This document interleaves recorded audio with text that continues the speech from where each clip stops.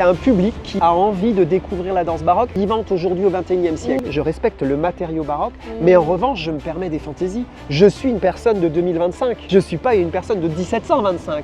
Oh que non, et j'aime notre temps. On confond souvent le métier et le talent. J'ai envie que la danse accompagne ma vie et pas le contraire. Je ne pourrais qu'inciter un jeune danseur, élève au conservatoire, d'avoir des notions musicales. On n'a pas besoin d'être en perruque Louis XIV et avec un habit à la française du XVIIe pour faire de la danse baroque. Et bien sûr, le jour de la première, une énorme griffe se déclenche avec fièvre, une toux. Bon, ce jour-là, vraiment, le matin, en me levant, je me suis dit, mais c'est impossible, et c'était le jour de la première. C'est ce que j'aime, j'ai conscience que j'ai la chance de faire ce que j'aime et je travaille pour ça. Salut à tous les amis, merci de nous rejoindre pour un nouvel épisode du podcast Musique Amie. Musique Amie, c'est le podcast où des musiciens te racontent comment la musique change leur quotidien. Je te rappelle que le podcast sort le premier jour de chaque mois sur Spotify, Apple Podcast et YouTube. N'hésite pas à t'abonner, à liker et à commenter et partager si ça te plaît. Aujourd'hui, notre invité s'appelle Pierre-François Dolé, premier danseur du podcast. Il est danseur, chorégraphe, et il a même créé sa propre compagnie de danse, Helioskin, il y a quelques années, mais je vous laisserai le découvrir. Je dis quoi après? Ça m'a permis de découvrir la ville de Cannes et c'était incroyable. Je vous laisse découvrir tout ça. Bonjour Pierre-François Dolé. Bonjour Camille. Merci d'échanger avec nous aujourd'hui dans ce cadre incroyable. Ah bah ouais, je me suis dit que j'allais vous inviter dans un lieu exceptionnel. Ah bah là, ouais, défi validé. Pour commencer, pour te présenter un peu à tous ceux qui nous écoutent, est-ce que tu pourrais te présenter en disant un maximum de choses sur toi, environ 30 secondes? Ah, ça c'est un défi. Bah écoute, donc je suis Pierre-François Dolé, je suis chorégraphe, danseur depuis plus de 30 ans maintenant. J'ai travaillé en Allemagne, en Angleterre et puis je vis à Paris depuis un moment. Comme on peut le constater. Oui, voilà, comme on peut le constater. Et je me suis spécialisé dans les danses anciennes, dans la danse baroque notamment, donc la danse qui est issue de ce qu'on appelle l'écriture Beauchamp-Feuillet. Voilà, et qui a un style de danse qui a été créé par les maîtres à danser de Louis XIV dans le cadre de l'Académie royale de la danse. Voilà. Et j'ai adoré cette esthétique, ce style que j'ai envie de remettre au goût du jour, que j'ai envie de dire mon postulat, c'est de dire que ce style a un rôle à jouer au XXIe siècle. Voilà, j'ai envie de prouver que cette esthétique, elle est extraordinaire et que encore aujourd'hui, elle peut émouvoir, plaire à un public contemporain. Voilà, c'est ça un petit peu mon envie. Incroyable. Ok, bah on reviendra un petit peu plus tard sur tout ce qui est danse baroque aujourd'hui, etc. Mais on va partir un peu en arrière. Il y a quelques années, pas si lointaines, tu as fait tes études à Cologne. Et après, tu as fait partie de plusieurs compagnies de danse, donc à l'étranger. Tu me corriges hein, si jamais je dis des bêtises. Tu vas être amené à danser du jazz, du néoclassique, enfin même des comédies musicales, oui, je crois. Absolument, oui, oui. Et qu'est-ce qui fait finalement qu'en 2005, tu vas te dire, voilà, c'est la danse baroque qui m'intéresse, c'est dans ça que je veux me consacrer plus particulièrement? C'est une évolution. Et tu sais, la danse, les milieux des arts, c'est un milieu de rencontres. Donc effectivement, parfois c'est des hasards, c'est des rencontres.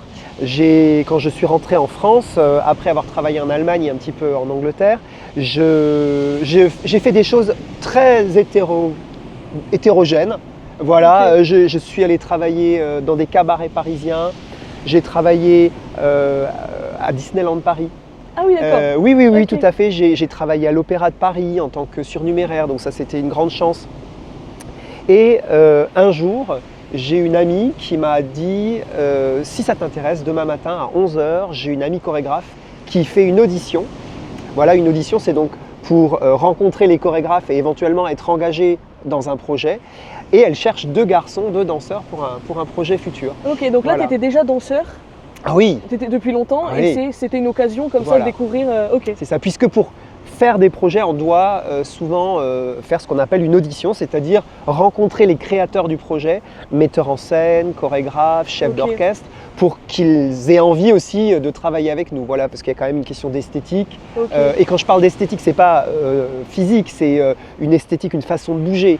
Évidemment, on recherche des personnages parfois quand on fait un spectacle. Et donc évidemment, on a besoin de rencontrer les gens parce qu'on a besoin de vérifier si ces danseurs correspondent aux personnages que l'on a envie d'amener sur scène. Oui, donc en fait, c'est un peu l'équivalent d'un concours d'entrée, par exemple, Exactement. pour les instrumentistes Tout à fait. à la garde républicaine. Absolument. Tout ça. Ok. Mais d'ailleurs, en musique, ça s'appelle une audition également. Oui, c'est ça. Voilà. En fait, c'est l'équivalent. Sauf que là, c'est pour chaque spectacle, en fait. Pour chaque projet. Chaque Alors, projet, ouais. dépendamment, puisque évidemment, dans notre métier, c'est un métier de réseau. Et que quand on commence à avoir un réseau, quand tu commences à connaître des chorégraphes, des metteurs en scène, ils vont parfois te réengager sans faire passer d'audition. Oui, parce qu'ils te connaissent. Donc, voilà, c'est ça. Oui, c'est ça. Ok. Et donc tu passes ta carrière, une partie de ta carrière en Allemagne et en Angleterre, il me semble. Oui. Ouais. Et est-ce que là-bas, la danse baroque est vue différemment en France?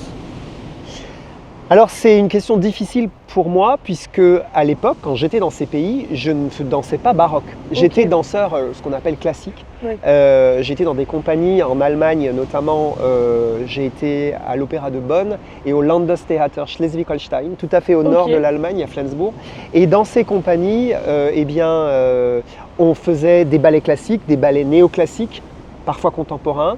Je dansais dans les opérettes également, dans les opéras et notamment aussi des comédies musicales. Donc c'est vrai que dans ces pays, j'ai pas du tout pu constater une culture de danse baroque, qui est ceci dit relativement récente, de toute façon, même en France.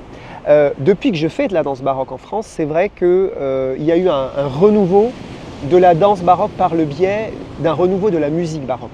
Ce qu'il faut savoir, c'est que tout est parti de certains chefs d'orchestre qui ont eu envie de redécouvrir les opéras de Lully, de Charpentier, de Rameau, avec les instruments anciens, même de Monteverdi bien évidemment, et de certains. Oui, ça va avec les danseurs et tout le projet. Voilà, grâce à eux, certains projets se sont montés, comme par exemple Atis de Lully, en 1987, avec les Arts Florissants.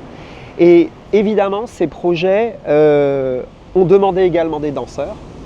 Et les metteurs en scène se sont dit, eh bien, puisque on pousse le projet jusqu'à aller chercher d'un point de vue musicologique, les instruments anciens, avec des cordes à boyaux, les sons qu'on pouvait avoir à l'époque, pourquoi est-ce qu'on n'irait pas chercher aussi l'esthétique du mouvement qui va avec cette musique? Et ça a créé, ça a permis à un style de danse de réémerger, donc cette fameuse danse baroque, puisque des chorégraphes, des chercheurs ont sorti les traités, notamment un traité qui s'appelle « Chorégraphie ou l'art de décrire la danse », qui a été publié en 1700, ou encore un autre traité qui a été publié en 1725, Le Maître à danser de Pierre Rameau. Et on est allé lire ces traités, essayer de décrypter le style qui est expliqué dans ces traités, et on s'est aperçu que c'était extraordinaire, que c'était un trésor national. Et en plus de ces traités, on a notamment également tout un corpus de partitions chorégraphiques. On a environ 350 partitions chorégraphiques d'air de danse qui nous permettent de remonter et de comprendre ce style. Et j'ai trouvé que ce style, il était éminemment contemporain. C'est-à-dire, c'est pas du tout un style compassé, un style maniéré. Au contraire, j'ai trouvé que c'était un style qui joue sur le naturel, qui est vraiment en lien avec le rythme, avec la musique, donc ça c'est très important, qui travaille sur le poids du corps, les appuis du corps, la précision, notamment la précision du bas de jambe. Bien sûr aussi, il y a des questions d'élégance, de beauté, une beauté du haut du corps, de tenue de bras. Ah bah rien que le mouvement déjà. Voilà, le mouvement il est élégant et c'est vrai qu'on travaille sur l'élégance. Donc j'ai tout de suite eu un coup de foudre pour ce style. Ce style qui, avant tout, permet aussi d'interpréter des personnages, de transmettre des émotions. Enfin voilà, tout ça c'est l'essence même de la danse. Trop chouette, ouais. Et donc en fait, vous trouvez votre public. Là, toutes les personnes qui sont passionnées par cette danse baroque arrivent à trouver un public aujourd'hui dans le monde un peu... tu dis que ça rejoint le contemporain, donc en fait ça a du succès là aujourd'hui. Oui, absolument, absolument. C'est vrai qu'aujourd'hui il y a un public, il y a un renouveau pour ce style, et donc il y a un public qui a envie de découvrir la danse baroque et qui a envie de la découvrir vivante aujourd'hui au XXIe siècle. C'est-à-dire que je pense que le public n'attend pas qu'on soit des fantômes du XVIIIe. Non, ils ont envie de voir la danse baroque dansée par des danseurs d'aujourd'hui. Ouais, c'est ça. Donc avec aussi une part de créativité. Tu vois, moi quand je crée une chorégraphie de danse baroque, je respecte le style, je respecte le matériau baroque, mais en revanche je me permets des fantaisies. Je suis une personne de 2025. Bah oui. Je ne suis pas une personne de 1725. Oh que non. Et j'aime notre temps, même si je respecte énormément le style, mais j'ai envie que cette danse baroque redevienne contemporaine. Voilà, c'est ça en fait, mon postulat. Faire le pont entre les deux. Exactement. Ouais. Ok. Depuis 2021, tu diriges la compagnie Helioskin de danse que tu as créée. C'est quoi ton objectif en créant ta propre compagnie de danse? Mon objectif justement, c'est de pouvoir m'exprimer. C'est vrai qu'en tant que danseur, en tant qu'artiste, on a besoin de s'exprimer. On aime créer, et quoi de plus beau que d'être libre. Et c'est vrai que quand on a une compagnie que l'on dirige, entre guillemets, ou dans laquelle on insuffle un style, c'est la liberté. C'est ça qui est absolument merveilleux. Je suis libre de créer ce que j'ai envie de créer, de pouvoir mener les projets que j'ai envie de mener. Donc ça, c'est un luxe. Effectivement, et je pense que quand j'ai créé Helioskin, c'est notamment pour ça, parce que j'ai envie de trouver ma propre esthétique, j'ai envie de travailler, c'est aussi un travail, hein, c'est pas quelque chose d'inné. Je travaille beaucoup, je fais beaucoup de recherches, je fais beaucoup de recherches esthétiques, j'aime travailler sur les différents chorégraphes, m'inspirer des différents chorégraphes, je regarde beaucoup de vidéos et j'aime m'isoler dans un studio, grâce à des projets bien évidemment hein, que j'ai en cours, écouter des musiques et imaginer une gestuelle sur ces musiques. Voilà, j'ai un processus, je me filme beaucoup, je regarde ce que je fais, j'élague beaucoup, hein, il y a beaucoup de choses que j'enlève ensuite. J'ai évidemment mes petites marottes, mes habitudes, j'aime travailler sur les boucles chorégraphiques par exemple, j'aime travailler sur le haut du corps, sur toute une gestuelle de bras. Et les boucles chorégraphiques, c'est l'équivalent un peu de refrain-couplet en musique ou... Alors les boucles chorégraphiques, non, ce serait plutôt l'équivalent d'un ostinato comme ça, d'une basse continue qui revient et qui revient, voilà, c'est plutôt ça qui me passionne, voilà. Ah, c'est chouette. Et donc voilà, quand j'ai créé Helioskin, c'est avant toute chose pour pouvoir créer, pour être libre, pour pouvoir exprimer mes idées, pour pouvoir développer mon esthétique. Ça t'apporte une liberté beaucoup plus grande en fait que quand tu appartiens à une compagnie entre guillemets. Voilà. Ouais. Ok. C'est aussi une forme de maturité. J'ai été interprète pour de nombreux chorégraphes pendant 30 ans. Je danse depuis que j'ai 18 ans, j'ai 49 ans.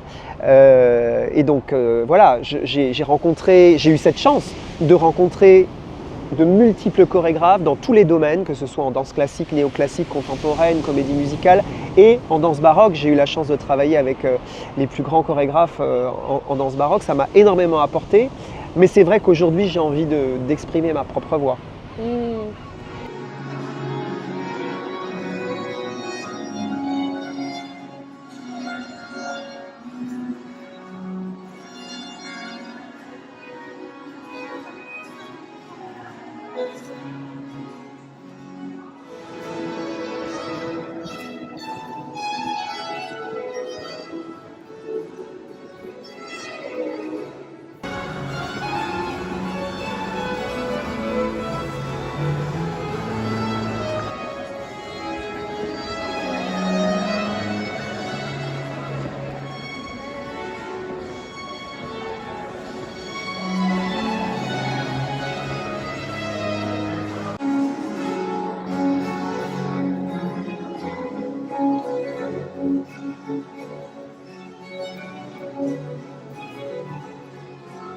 En préparant ce podcast, j'ai trouvé que tu étais, je cite, chercheur en danse. Et qu'est-ce que ça veut dire? Ça me paraît assez abstrait comme notion. Alors c'est vrai que c'est assez abstrait. En fait, on est obligé d'être chercheur en danse quand on s'intéresse à la danse ancienne, aux danses anciennes, à la danse baroque. Ouais. Pourquoi? Puisque si on s'intéresse aux danses anciennes, il faut lire les traités, il faut essayer de comprendre les clés de ces esthétiques. Voilà. Et donc, c'est vrai que de façon très modeste, je ne suis pas chercheur dans un sens académique du terme, je ne suis pas universitaire. En revanche, je suis chercheur parce que je vais lire de mon propre fait les traités de l'époque, je vais essayer de décrypter, de déchiffrer les chorégraphies, les partitions chorégraphiques. Je lis bien sûr la notation Beauchamp-Feuillet, c'est quelque chose qui m'intéresse. Je vais parfois à certains colloques pour entendre, pour écouter justement les nouvelles recherches des universitaires, des gens qui travaillent vraiment là-dessus, qui sont chercheurs de façon plus académique. Mais c'est vrai que moi aussi je suis chercheur en danse puisque j'ai été obligé de me plonger dans tous ces traités pour comprendre ce qu'est vraiment la danse ancienne, la danse baroque, la danse renaissance, pour y trouver les clés avec la danse d'aujourd'hui, pour comprendre comment elle s'articule, pour comprendre comment elle s'articule avec la musique notamment, c'est extrêmement important. Donc voilà, en ça, je suis chercheur en danse. D'accord, ok, c'est plus clair. Et est-ce qu'un jour, dans ta carrière, du coup de 30 ans de carrière, il y a un danseur ou un chanteur ou un musicien ou une danseuse, enfin bref, je vais pas faire toute la liste, qui a croisé ta route et qui t'a particulièrement marqué parce qu'il t'a appris quelque chose ou transmis quelque chose? Bah oui, il y en a eu plein, tu sais, encore une fois, quand on est artiste, on rencontre des gens absolument incroyables. Bah, j'ai envie déjà de rendre hommage à mes professeurs, mes premiers professeurs, Madame Duflo, Madame Moreau, Peter Fondrouchka à Cologne, des personnes qui ont jalonné mon parcours et qui m'ont permis d'évoluer, qui m'ont permis de faire des progrès, qui m'ont appris mon métier, parce qu'il ne faut pas oublier une chose, c'est que on confond souvent le métier et le talent. Ouais. C'est vrai qu'il faut avoir le talent, il faut avoir envie, il faut avoir certaines aptitudes physiques pour la danse, ça c'est indéniable, mais en revanche, il faut aussi avoir le courage d'apprendre chaque jour un métier.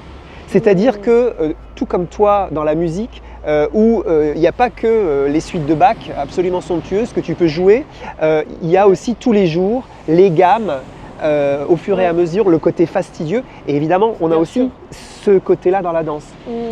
Donc j'ai envie déjà de rendre hommage à mes professeurs qui m'ont appris ce que c'était que ce métier, qui m'ont donné cette rigueur, qui m'ont dit, voilà, va falloir bosser. C'est pas quelque chose qui arrive, allez, on bouge et c'est beau. Non, non, non, non. Il faut apprendre des choses, il faut travailler régulièrement. Et ensuite, des danseurs professionnels qui m'ont inspiré. Alors oui, il y en a eu plein. Bah, déjà, moi j'ai été très impressionné par quelqu'un comme Patrick Dupont que j'avais pu voir en spectacle, des grandes figures comme Rudolf Nureyev, un danseur qui s'appelle Philippe Anotta également, que j'admirais beaucoup quand j'étais jeune parce qu'il donnait des stages et que j'allais suivre ses stages. Il y a eu évidemment aussi des danseuses comme Sylvie Guilhem par exemple, qui était une source d'inspiration par son audace, notamment parce que c'était une merveilleuse danseuse classique et en même temps elle avait cette audace d'aller demander à des chorégraphes contemporains de travailler avec ce corps si particulier qu'elle avait. Donc ça a été très inspirant pour moi. J'ai aussi été inspiré par des chorégraphes comme, je sais pas, Jérôme Robbins, Dominique Bagué, qui ont fait des choses dont j'ai vu des pièces qui m'ont marqué énormément. Par exemple, évidemment, Jérôme Robbins, c'est le chorégraphe de West Side Story. Qu'est-ce que j'ai adoré ce film, cette comédie musicale, voilà. Ça m'a inspiré, bien sûr.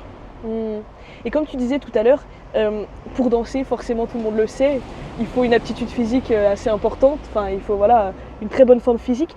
Comment tu fais, puisque c'est ton métier depuis 30 ans, pour avoir cette forme physique depuis 30 ans et d'être entre guillemets opérationnel toujours à danser? Il faut s'entraîner. Voilà, il n'y a pas de secret, vraiment, c'est ce que je disais, c'est comme toi, refaire et refaire des gammes tous les jours pour travailler la justesse de ce que tu joues. Nous, c'est la même chose. On est obligé tous les jours de s'entraîner pour que notre corps s'adapte à aux performances que l'on doit délivrer, si je puis dire. Et bien sûr, les choses évoluent. C'est-à-dire que je ne fais plus exactement la même chose aujourd'hui à 49 ans que ce que je faisais quand j'en avais 18, ou même avant. Donc il faut savoir aussi accepter cette évolution. Moi j'ai envie que la danse accompagne ma vie et pas le contraire. Donc j'ai vraiment envie de pouvoir encore danser. Je suis très heureux encore de danser aujourd'hui à 49 ans. J'ai encore envie de danser jusqu'à 59, 69 si je le peux. Et c'est sûr que je ne danserai pas de la même manière qu'aujourd'hui, mais j'aimerais que la danse m'accompagne encore longtemps. Et t'adapteras en fait en fonction de... Voilà. Mais clairement, je m'entraîne tous les jours, je m'entraîne, je fais des assouplissements, des échauffements, je travaille un petit peu sur évidemment le cardio aussi, sur la musculation, enfin voilà. Et donc toute l'année? C'est-à-dire que si tu pars en vacances, tu vas quand même faire tes étirements, tout ça, ou tu vas dire... Non, il y a des fois quand même, je dis stop. Quand je suis devant un paysage comme ça, je profite plutôt que de me mettre dans un studio avec 4 murs fermés. J'en profite plutôt pour être sur une plage et éventuellement aller nager par exemple pendant des heures. Ouais. Et j'ai la chance d'être assez régulièrement ici, donc c'est vrai que surtout quand il fait beau et chaud, je vais surtout nager. Ouais. Après, c'est aussi une forme d'entraînement. Effectivement. Du coup. Ouais. Ok. Est-ce que tu as une anecdote à nous raconter sur ta carrière, d'un événement de ta carrière ou un petit truc que tu as envie de nous raconter? Ah bah, il y en a plein évidemment sur une carrière de 30 ans, mais j'ai envie de te raconter un moment clé. J'ai eu la chance en 2014 de danser au Bolchoï, Ok. à l'opéra du Bolchoï à Moscou. Ouais. Et ça a été un grand moment d'émotion. Parce que pour un danseur particulièrement, danser au Bolchoï, c'est un peu un mythe. Ok. Et je n'aurais jamais imaginé pouvoir danser au Bolchoï. Alors j'ai dansé au Bolchoï avec un orchestre qui s'appelle les Arts Florissants.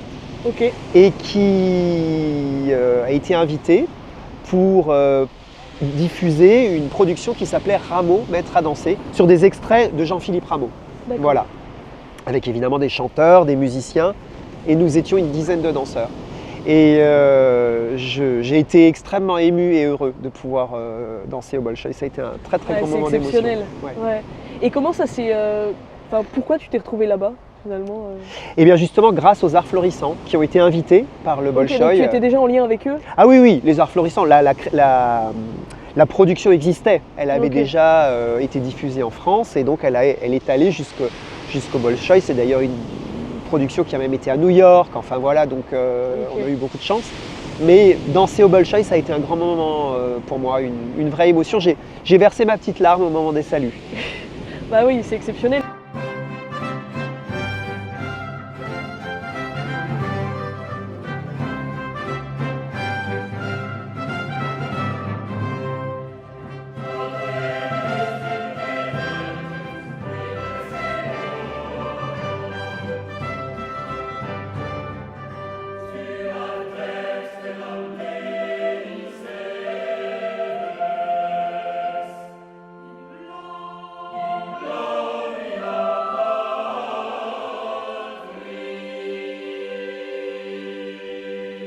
Et donc là, tu nous parles du Bolchoï, de quand tu as été sur cette immense scène. Il y a eu d'autres occasions, puisque tu vas à Tokyo, dans le monde entier, et aussi dans les plus grandes scènes de France. Qu'est-ce que tu ressens quand tu es sur scène, en pleine prestation comme ça, et que tu donnes tout au public? Qu'est-ce que tu ressens? Eh bien, il y a de l'adrénaline, évidemment. Donc c'est vrai qu'il y a deux choses. On est concentré avant d'entrer sur scène. Il y a quand même un peu de pression. Moi, j'ai toujours le trac. Même après 31 ans de scène régulière, j'ai toujours le trac, quelle que soit d'ailleurs la prestation. C'est assez impressionnant parce que je ne mets pas de valeur dans ce que je fais. C'est-à-dire que j'ai même le trac parfois quand j'entre dans une salle où je dois donner une masterclass. Ensemble, on a eu la chance de faire une masterclass au conservatoire de Besançon. Et j'ai le trac avant d'entrer dans la salle. Bien sûr, je ne suis pas en train de trembler de peur, mais il y a toujours une certaine forme de trac. Et sur scène, c'est encore démultiplié. Donc il y a l'adrénaline, la concentration, mais aussi du bonheur, de la joie. Moi, je ne suis jamais plus heureux que face à un public. C'est vraiment ma nourriture. Je dis toujours, c'est une petite expression un peu amusante, je dis toujours que les scènes de théâtre sont mes cathédrales. Et mes plus beaux moments, c'est les moments où je suis sur scène, je m'isole, 1 heure ou une demi-heure avant la prestation, dépendamment des possibilités. Je me mets dans un coin sur la scène avec seulement les services, les lumières qu'on appelle les services, qui sont des petites lumières d'ambiance. Donc pas de projecteur allumé. Et je suis sur scène et je me mets dans ma bulle. Donc c'est à ce moment-là que je m'échauffe, que je m'étire, mais que je me concentre aussi. Mais c'est aussi un moment de plaisir, un grand moment de plaisir. C'est une sorte de méditation. Ouais. Et quand tu danses comme ça, donc du coup tu te concentres avant, voilà, t'as toujours le trac, mais une fois que tu y es, j'imagine que ça se dissout. Voilà. Qu'est-ce que tu cherches à transmettre à ton public? Eh bien justement, de la beauté, de la joie, j'ai envie de leur transmettre des émotions. Là encore, ça dépend bien sûr de la pièce que je suis en train de danser. Donc soit je suis à fond dans l'interprétation de mon personnage, ça peut être un personnage dramatique, un dieu, quelqu'un de très humain, de très simple. Parfois on a envie simplement d'incarner quelque chose de très sobre, soit quelque chose de comique, un arlequin, voilà. Et donc j'ai envie de leur transmettre ces émotions-là, en rapport avec le personnage que je veux interpréter. J'ai envie d'apporter du beau aussi, bien évidemment. On est dans un monde qui est quand même assez dur en ce moment. Enfin, il se passe beaucoup de choses. Moi, j'ai ce postulat que quand on va au théâtre, quand on va voir un spectacle, quand on vient écouter un concert, on a envie de sortir un petit peu de cette difficulté, de ce monde un petit peu triste, avec des choses quand même vraiment dures qui arrivent aujourd'hui. Et j'ai envie de faire rêver les gens. Donc j'ai envie que quand ils viennent voir un spectacle d'Elioskin, un spectacle que j'ai chorégraphié, ça leur permette de passer un moment de rêve, un moment où on va plonger dans la beauté, dans pourquoi pas de l'humour. Voilà. C'est génial. Et tu danses dans les spectacles comme ça que tu chorégraphies, tu danses aussi? Ça dépend. Je danse encore beaucoup, j'aime beaucoup danser, mais dans certaines productions, j'ai besoin d'être à l'extérieur. Et être à l'extérieur et à l'intérieur, c'est trop difficile. Par exemple, j'ai eu la chance au mois de décembre de chorégraphier l'opéra Polyphémo de Porpora à l'Opéra Royal de Versailles. Wow, ça sonne bien. Un très grand moment. Oui, c'est un opéra déjà absolument fantastique. La musique extraordinaire. Il y a des chefs-d'œuvre musicaux dans cet opéra. Et oui, chorégraphier cet opéra, ça a été merveilleux. J'ai eu la chance de travailler avec 6 danseurs qui font partie de l'équipe que j'ai créée du ballet de l'Opéra Royal de Versailles. D'accord. Puisque j'ai eu la chance de diriger 2 académies de danse baroque à l'Opéra Royal de Versailles. Et de ces 2 académies, j'ai pu choisir des danseurs qui ont intégré le ballet de l'Opéra Royal de Versailles. Incroyable. Et donc on a travaillé ensemble pour Polyphémo. Et là, ça aurait été trop difficile d'être à l'intérieur et à l'extérieur. Donc je n'ai été que chorégraphe. Mais j'aime encore aussi interpréter mes propres pièces. Oui. Et donc, t'es producteur. Est-ce que producteur, c'est comme metteur en scène? C'est un peu l'équivalent ou c'est quoi la différence?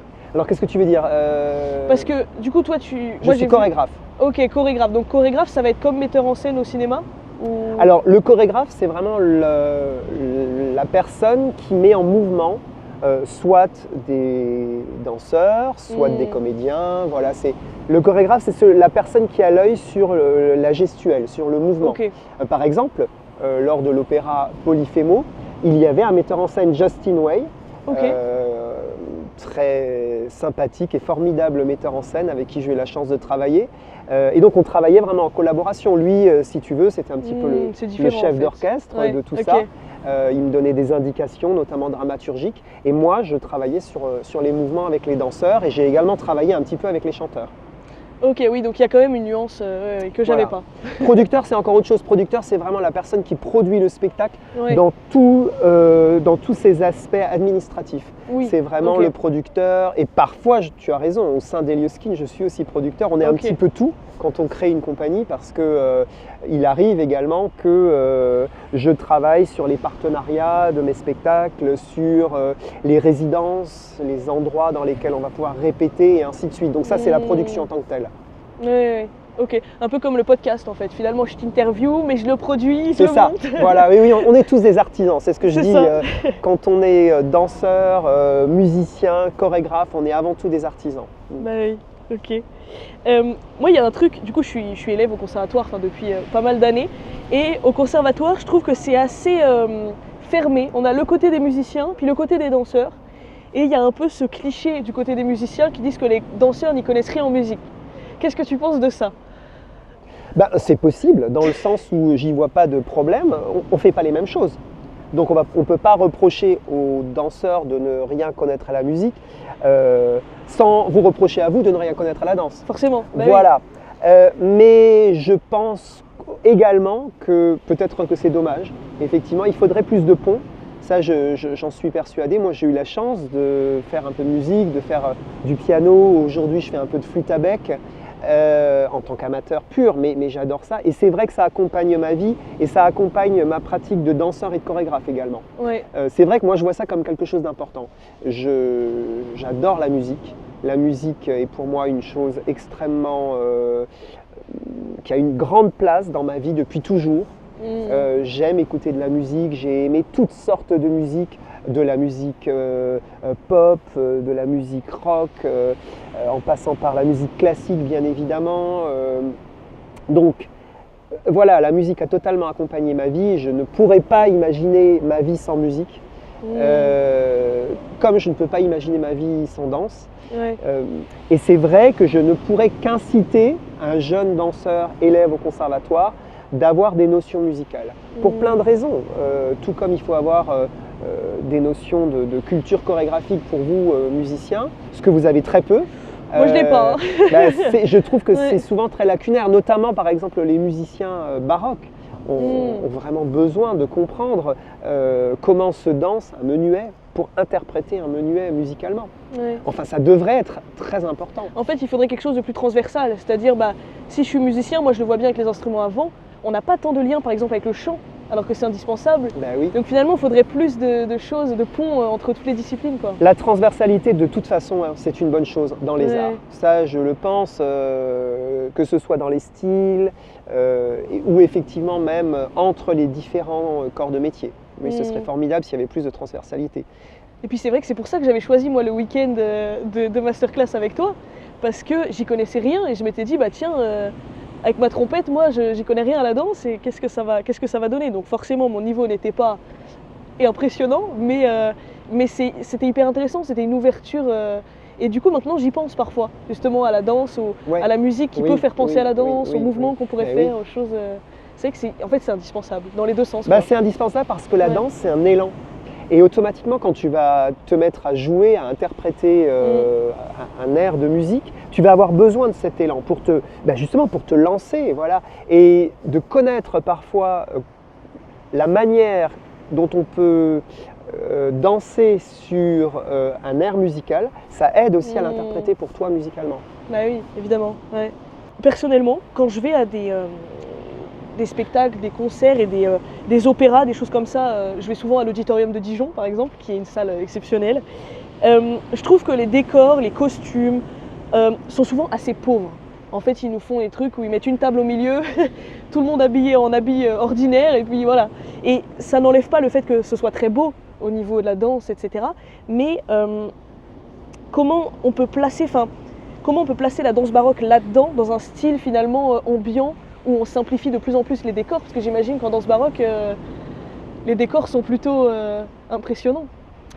Tout dépend ce qu'on veut faire. Moi, là encore, je suis pour la liberté. Donc je pense que tout est possible.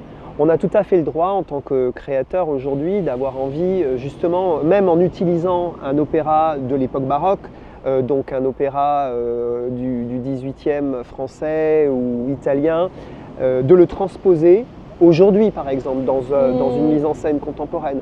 Et je pense que même dans une mise en scène contemporaine, la danse baroque peut avoir sa place.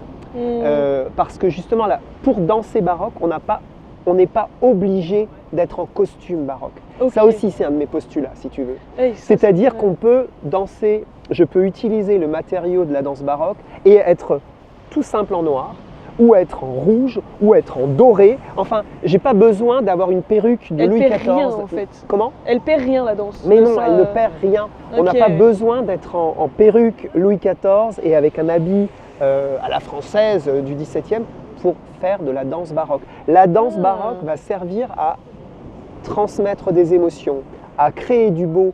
Je peux être habillé en noir, en rouge, en vert, en bleu. Ces émotions-là, je vais te les transmettre si je danse bien. Ouais. Tu vois ce que je veux dire? Okay. Et c'est ce que je cherche à faire dans tous les styles de danse d'ailleurs. C'est pas que valable pour la danse baroque, ce que je suis en train de te dire. On peut utiliser la danse classique, la danse jazz, la danse contemporaine, tout type de danse pour transmettre ses émotions dans tout type de contexte et de décor.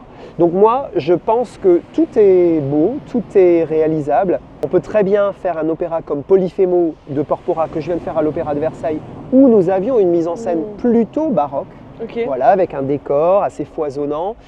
Tu pourras aller voir sur internet, il y a des extraits, avec des costumes signés Christian Lacroix, qui étaient pour le coup très baroque, au sens coloré, absolument sublime, somptueux.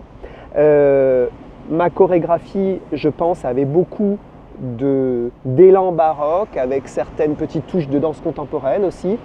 J'y ai aussi mis beaucoup d'humour à certains moments pour apporter une touche de légèreté à cet opéra qui est assez sérieux. Ok.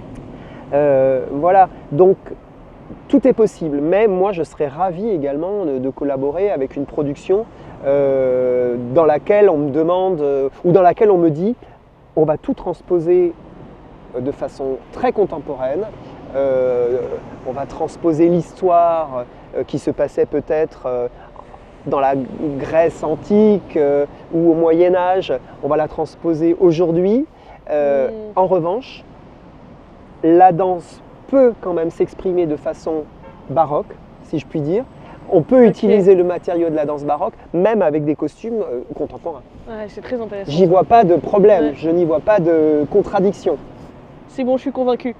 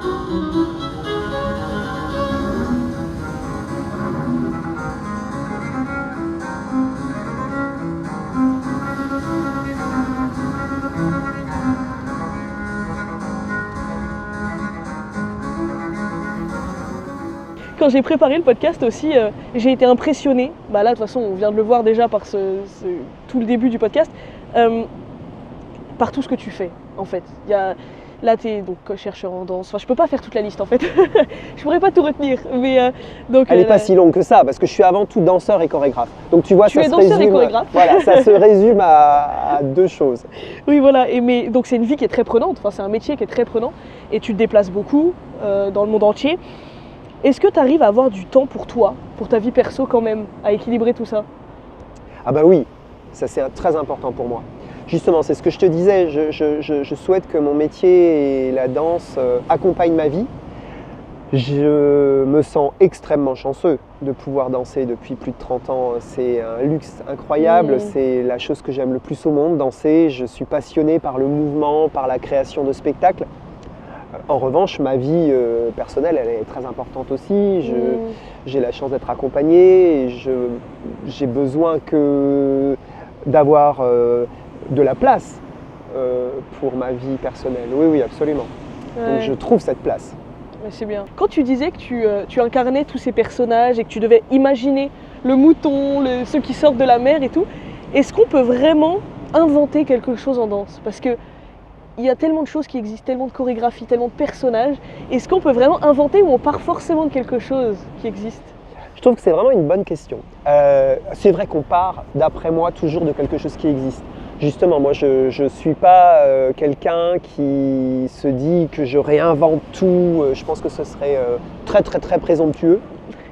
Non, je pense qu'on s'inspire de ces bagages chorégraphiques que l'on a eus par les différentes rencontres que l'on a faites, les endroits où on a travaillé, les chorégraphes avec lesquels on a pu échanger.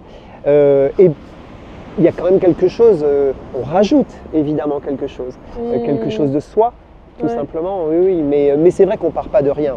Non, on a une histoire derrière soi, de par ce qu'on aime, de par ce qu'on a appris, de par les esthétiques que l'on a plus travaillées. Ouais. Et on y rajoute sa touche.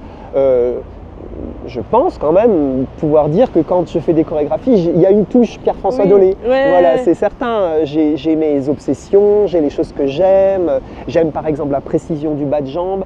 J'aime que les danseurs aillent au bout de leurs gestes, au niveau du bras, au niveau des pieds.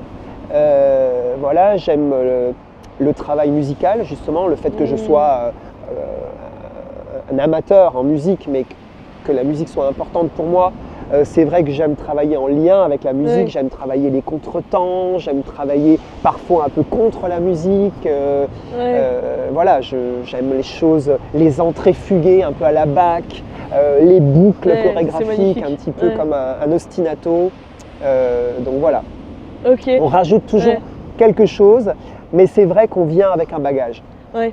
Et est-ce que tu penses que quelqu'un comme toi qui connaît très très bien la danse et tout, tu pourrais reconnaître l'œuvre d'un chorégraphe par une danse? Si on te montrait des danseurs, sans te dire qui est chorégraphe, tu pourrais reconnaître? Ou Ah bah pas à oui. ce point-là? Si, Ah quand même. si, ça c'est certain. On a quand même Ok. une culture chorégraphique, mais ça, tout danseur est capable de ça. Hein. Ok. Attention, je ne suis pas du tout une exception. Mais Ok. effectivement, il y a des chorégraphes qui ont une patte, qui ont, voilà, si tu me montres par exemple, si je te fais ça par exemple, je vais te dire Balanchine, parce que Balanchine a travaillé sur Ok. les oppositions, il a travaillé sur les torsions du corps assez poussées.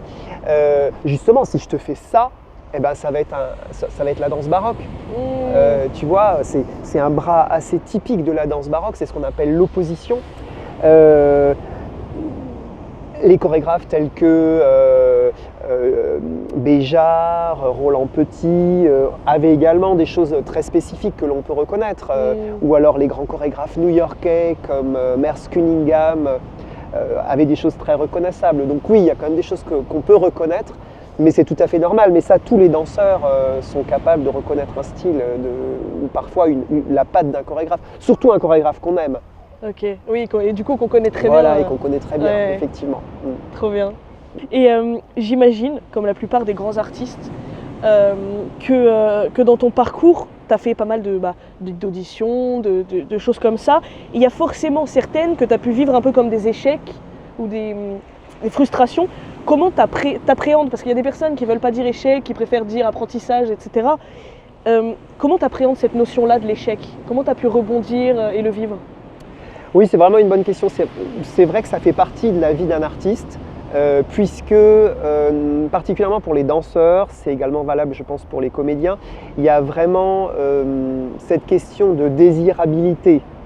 C'est-à-dire qu'on doit plaire à un metteur en scène, à un chorégraphe, à un réalisateur, quand on est dans ce milieu scénique, quoi. Donc Ouais. c'est vrai qu'on est confronté un jour ou l'autre à l'échec, à quelqu'un qui ne vous trouve pas suffisamment bon, pas suffisamment adapté à ce qu'il a envie de faire, vous ne lui plaisez pas, votre façon de bouger ne lui plaît pas, et c'est toujours difficile, c'est vrai qu'il faut savoir vivre avec. On nous apprend ça aussi, justement dans les grandes écoles de danse, on nous apprend à vivre avec ces échecs, on nous apprend à surmonter ça, puisqu'on est vraiment obligé. Et il faut essayer de les vivre comme des expériences. En effet, comme tout de même la chance d'avoir rencontré un chorégraphe. Et aussi, il faut savoir rebondir, se dire, puisque je n'ai pas été engagé pour cette production, peut-être que c'est parce que je ne suis pas suffisamment audacieux dans ma façon de bouger. Ou alors, il faut que j'aille chercher quelque chose en plus, que je travaille quelque chose. Donc, c'est vrai que ça permet d'aller un petit peu plus loin. Parfois, j'ai presque envie de dire que c'est un booster, quoi. Ça nous oblige à aller chercher des choses. Faut le prendre de ce côté-là. En fait. Voilà, faut le prendre de ce côté-là. Faut se dire, allez, je me remets en selle, je vais travailler encore davantage, aller chercher peut-être ce qui manque. Parce qu'effectivement, quand on est en scène, il faut penser à une chose, il faut savoir, il faut briser la glace, quoi. Il faut qu'il y ait quelque chose qui passe au public. Donc tout ça, ça se travaille, ça se cherche. Ça se fait petit à petit et évidemment on est des êtres humains, donc il y a des jours je vais aller à une audition, je vais être super en forme, enfin je ne passe plus d'audition aujourd'hui, mais quand j'étais plus jeune, tu vois, il y a des jours j'étais à une audition, je me sentais au top de ma forme, et il y a des jours où c'est moins bien, où j'ai mal à la tête, où j'ai mal au dos et où je me sens un petit peu moins bien dans mon corps, donc évidemment tout ça, il faut l'accepter. Et ça t'est arrivé déjà avant de monter sur scène d'être dans un état un peu compliqué de santé, ou voilà, et tu devais monter sur scène ou Ah ça aussi, oui, bien sûr que ça arrive. Et c'est vrai que là encore, ça c'est le métier, c'est ce que je dis, c'est vraiment le métier, il faut savoir gérer. Il faut savoir aller au-delà. comme je te le disais avant, il y a quand même une chose qui aide beaucoup, c'est l'adrénaline. Quand on aime la scène, il y a quand même un moment où tu oublies presque que tu as un rhume, que tu as la grippe, que tu as mal quelque part. Ouais. Bon, mais il y a quand même des fois, c'est aussi compliqué à gérer, et, c'est sûr. Ouais. C'est humain, quoi. C'est humain, voilà. Ouais. Est-ce qu'il y a une fois, justement, où tu étais malade, tu avais la grippe, tout le Covid, n'importe quoi, avant de monter sur scène? Mais il y en a eu plein, mais par exemple, je vais te donner un exemple. J'ai la chance de travailler à Boston dans le cadre d'un festival qui s'appelle le Boston Early Music Festival. Ok. Et malheureusement, c'est un travail au long cours. Hein. On fait une production, on est à Boston à peu près 1 mois et demi. Et bien sûr, le jour de la première, une énorme grippe se déclenche avec fièvre, une toux. Bon, ce jour-là, vraiment, le matin, en me levant, je me suis dit, mais c'est impossible. Et c'était le jour de la première. Et le soir, à 20h, je dansais un opéra qui durait 3h30. Et voilà. Ah oui. Donc il n'y a pas Et de ça, solution, c'est fait. en fait, faut le faire. Faut le faire, exactement. Parfois, il faut se dire, allez, on y va. Et pareil, j'ai aussi été confronté parfois à la douleur. Donc ça m'est arrivé d'avoir évidemment des petites blessures et de devoir tout de même monter en scène. Donc là, le travail est un petit peu différent. Dans ce cas-là, tu adaptes parfois la chorégraphie. Ok. Quand je ne suis pas le chorégraphe, je discute avec la chorégraphe ou le chorégraphe et je lui dis, est-ce que ça te va si à la place de faire tel et tel enchaînement de pas, je fais ça parce que c'est plus possible pour moi en rapport avec ma petite blessure. Oui, ok, Voilà, ouais. Et t'as déjà eu des blessures un peu importantes qui t'ont empêché de danser pendant un long moment? ça m'est arrivé, mais je touche du singe, du bois, voilà. Pas trop. Pas de grosses blessures. Donc je suis très chanceux. Ok. Je me sens très privilégié. J'espère que ça va continuer. J'ai un corps qui m'accompagne bien. Ouais, ça c'est chouette. Ok. Et pour finir, je voudrais te poser la question un peu classique du podcast.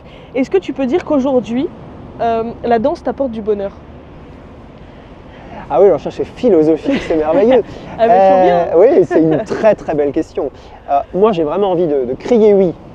Ah oui, ça c'est sûr, j'aime la danse, j'adore la danse.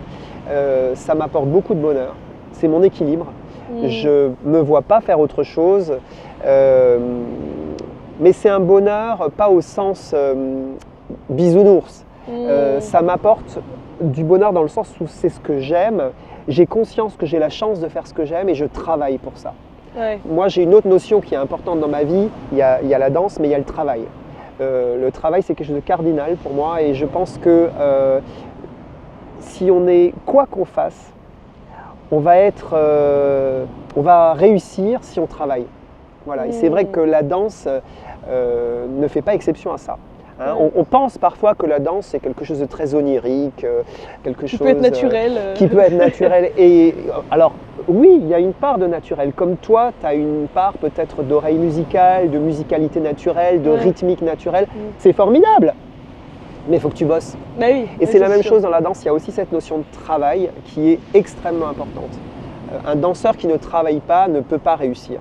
Il faut travailler. Mais c'est dans le sens très beau et très noble du terme. Je travaille dans le bonheur. Quand c'est en rapport avec une création de spectacle, avec une création de chorégraphie, avec une création de gestuelle. Voilà, par exemple pour Polyphémo, il fallait vraiment que je crée des gestuels très typiques. Il a fallu que je crée une gestuelle de mouton, par exemple. Donc voilà, j'ai adoré travailler des heures et des heures dans un studio pour trouver cette gestuelle de mouton. Il a fallu que je crée une gestuelle pour des tritons. Voilà, donc ces dieux marins qui arrivent, qui sortent comme ça de la Méditerranée pour arriver sur les îles avec Ulysse. Eh bien, comment on bouge les tritons, hein? Est-ce que toi tu as une idée préconçue? Il a fallu que je crée ça, tu vois. Donc ça, c'est un vrai plaisir, un vrai bonheur. Et tu l'as un petit peu évoqué, ce que j'aime aussi dans mon métier, et là où je me sens extrêmement chanceux, c'est que c'est un métier qui me permet d'aller dans plein d'endroits dans le monde, au Japon, à Hong Kong, en Pologne, bien sûr à plein d'endroits en France, en Allemagne. J'ai la chance de rencontrer des gens différents et les projets sont très divers. Donc parfois ce sont des projets pédagogiques et j'adore ça, j'adore transmettre. Ça aussi ça fait partie de ce que j'ai envie de faire. Ça fait partie de ma mission. C'est comme ça que je le vois. J'ai la chance d'avoir des projets parfois qui sont d'ordre un petit peu plus administratif aussi, ça arrive. Et ça aussi, c'est un aspect de mon métier que j'apprécie. Et bien sûr, parfois, on a cette chance d'être avec des danseurs, avec des chanteurs, avec des musiciens. Bon, ça, c'est quand même les moments les plus merveilleux. Ouais, quand tous créent un projet ensemble, voilà. C'est génial. Mais j'avais eu la chance de faire un projet comme ça avec le Conservatoire de Besançon. Et on avait eu des danseurs avec nous, on avait fait Casse-Noisette, enfin des extraits de Casse-Noisette. Oui. Et c'était magnifique de voir tous ces... Et ils sont jeunes, hein, enfin comme nous, ils étaient très jeunes et déjà tout ce qu'ils savent faire, le travail que ça demande. Moi j'ai tendance à penser qu'il faut quand même plus travailler en danse. C'est-à-dire que j'ai l'impression que en danse, c'est tellement de la musculation, de la forme physique. Enfin, quand je vois des jeunes de 12, 13 ans qui dansent avec tout leur habit, etc., je me dis, l'équivalent, moi en trompette à 13 ans, c'était pas ça, quoi. J'ai l'impression qu'en danse, il y a une forme d'exigence et de... Je sais pas comment dire, mais c'est magnifique. C'est vrai que dans la danse, il y a cette notion d'entraînement. Ça, c'est sûr qu'on ne peut pas passer à côté. Il faut former son corps, il faut créer un fuselage du corps. Voilà, il faut travailler une gestuelle, une esthétique, que ce soit, comme on l'a dit, classique, jazz, contemporaine. Donc ça, c'est un travail quotidien. Oui, mais vraiment comme toi, hein, comme un musicien aussi, tous les jours, il doit travailler pour avoir cette brillance, cette virtuosité du doigté, le travail de l'oreille pour travailler la justesse de son son, particulièrement toi dans les instruments avant, ça peut être tellement vite faux. Donc tu dois vraiment travailler cette justesse. C'est un petit peu différent pour un pianiste peut-être, mais voilà, c'est un travail quotidien.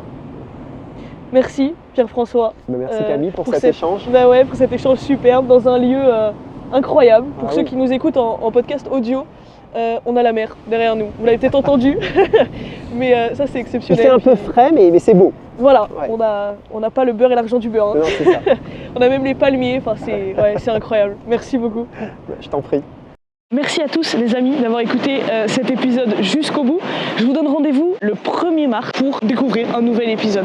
En attendant, n'hésitez pas à vous abonner, à liker, à commenter et à partager pour nous soutenir. Ça nous permet aussi de développer nous le podcast et pourquoi pas un jour augmenter un peu la fréquence de parution des épisodes. Merci beaucoup à Pierre-François Dolé de nous avoir accordé tout ce temps et de nous avoir permis de découvrir la ville de Cannes. Et merci beaucoup à Jean Perrutin qui gère toute la technique et sans qui ce serait quand même bien moins joli. Rendez-vous le 1er mars. En attendant, abonnez-vous. Je vous dis à très bientôt. Salut!